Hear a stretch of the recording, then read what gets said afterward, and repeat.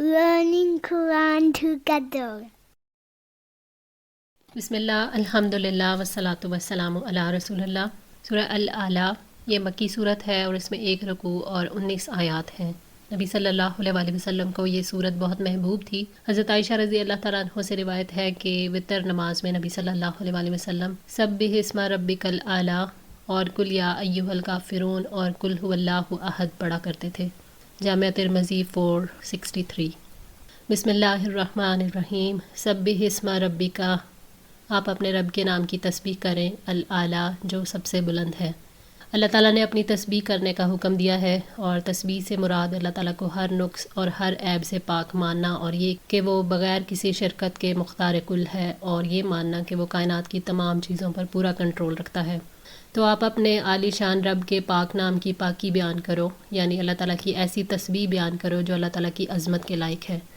الذی خلق، وہ ذات جس نے پیدا کیا، فسوا، پھر درست بنایا۔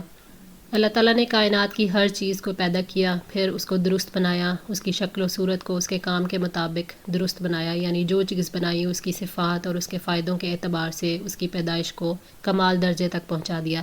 اللہ تعالیٰ نے ساری مخلوقات کو تناسب سے بنایا اور انسان کے اعضاء کو بھی ایک خاص تناسب عطا کیا۔ فرمایا الذی احسن کل شیء خلقہ، جس نے ہر چیز کو اچھا بنایا جو اس نے پیدا کی۔ سورہ السجدہ آیت 1۔ والذی قدر، اور وہ ذات جس نے تقدیر بنائی، فہدی، تو راہ دکھائی۔ تقدیر کے معنی اندازہ کرنا، بنانے سے پہلے کسی چیز کا مکمل نقشہ، اس کی پوری اسکیم کو تیار کرنا۔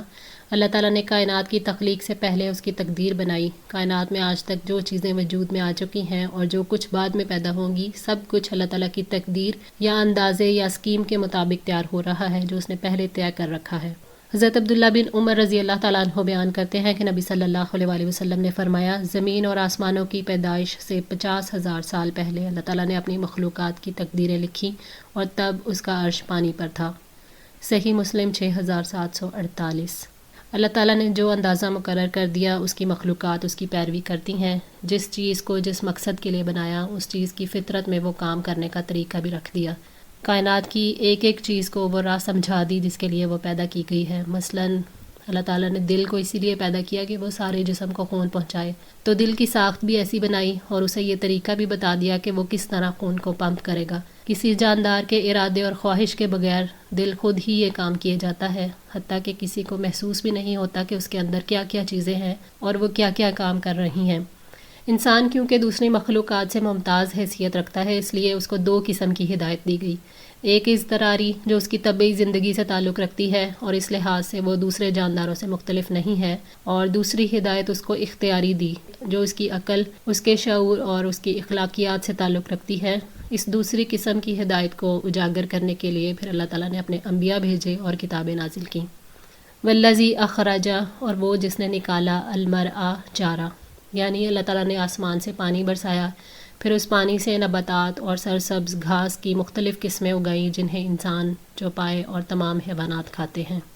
فجعلہ، پھر اس نے بنایا اسے، غثاء احوا، کوڑا سیاہ، یعنی پھر ان نباتات کا جتنا وقت مقدر تھا ان کے مکمل کر لینے کے بعد ان نباتات اور سبز گھاس کو خشک کر دیا۔ اللہ تعالیٰ نے ان نباتات کو چورا چورا اور بوسیدہ بنا دیا، اور اس میں وہ نعمتوں کا ذکر کرتا ہے، انسان کو احساس دلایا ہے کہ کوئی چیز بھی ایک حالت میں برقرار نہیں رہتی۔ پھر انسان کے لیے کیسے ممکن ہے کہ وہ سدا ایک حالت میں رہے، یعنی پیدا کر کے خشک اور سیاہ بنا دیا۔ یہ بھی زندگی بعد الموت کا نمونہ ہے۔ سنقرئک، جلد ہی ہم آپ کو پڑھا دیں گے، فلا تنسا، تو آپ نہیں بھولیں گے۔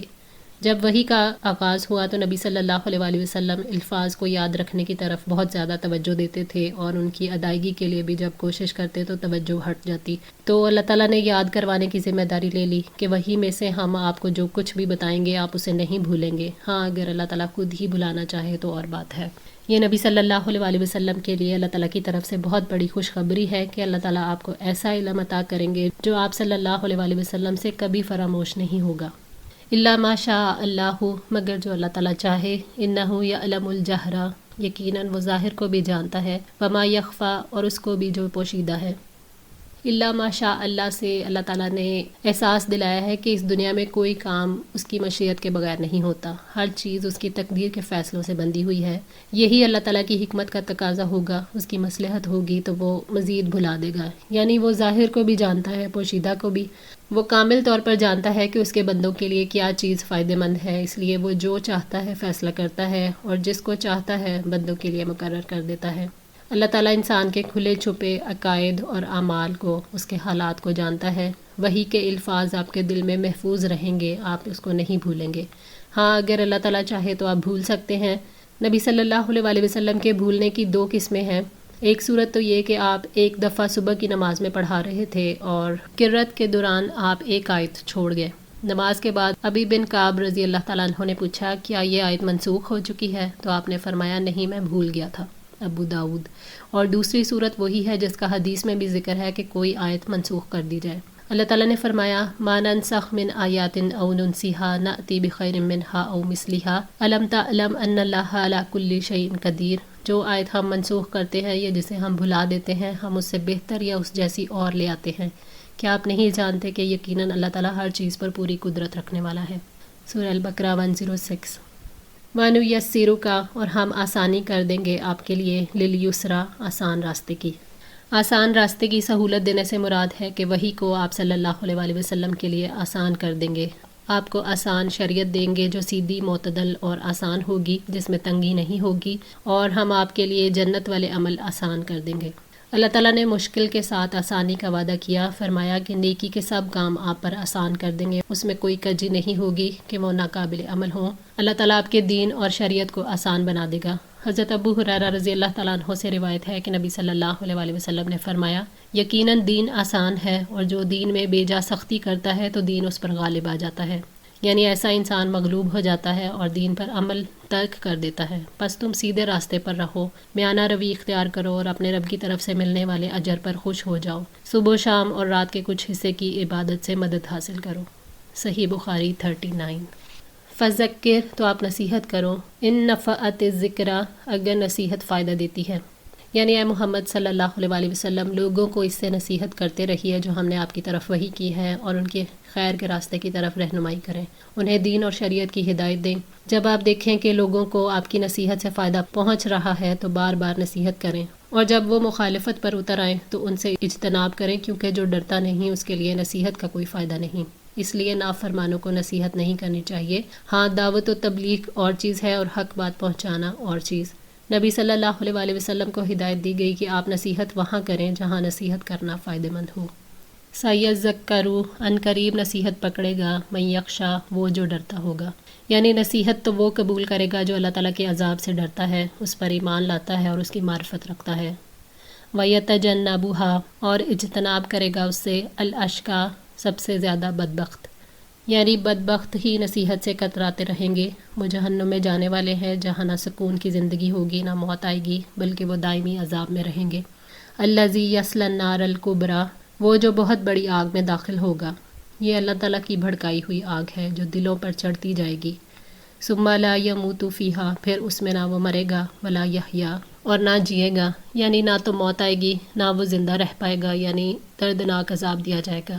اللہ تعالیٰ نے فرمایا والذین کفروا لہم نار جہنم لا یقضی علیہم فیموتوا ولا یخفف عنہم من عذابہا کذالک نجزی کل کفور، اور جن لوگوں نے کفر کیا ان کے لیے جہنم کی آگ ہے، نہ ان پر فیصلہ کیا جائے گا کہ وہ مر جائیں، اور نہ ہی جہنم کا عذاب ان سے ہلکا کیا جائے گا، ہر ناشکرے کو ہم ایسے ہی بدلہ دیتے ہیں۔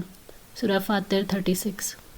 قد افلح، یقیناً کامیاب ہو گیا، من تزکیٰ، وہ جو پاک ہو گیا، جس نے ایمان سے اپنے آپ کو پاک کر لیا اور اپنے اعمال کو رحمان کے لیے خالص کیا، وہ کامیاب ہو گیا۔ مراد اپنے نفس کو شرک اور نافرمانیوں سے پاک کرنا، اللہ کے نزدیک نفس کو برائیوں سے پاک کرنا ہی کامیابی ہے۔ وذکر اسم ربہ، اور اس نے اپنے رب کا نام یاد کیا، فصلی، پھر اس نے نماز پڑھی، یعنی جو شخص اپنے نفس کو زیادہ پاکیزہ بنا لے، پھر اللہ تعالیٰ کو زبان سے بھی یاد کرتا رہے اور دل میں بھی یاد رکھے، پھر اسی کی تائید کے طور پر باقاعدگی سے نمازیں ادا کرتا رہے، تو سمجھ لو کہ اس کی زندگی سنور گئی اور وہ کامیاب ہو گیا۔ یہاں کامیابی سے مراد اخروی کامیابی تو یقینی ہے، اور اس دنیا میں اس کی کامیاب زندگی کا انحصار اللہ تعالیٰ کی مرضی پر ہے، کیونکہ دارالجزا آخرت ہے، یہ دنیا نہیں۔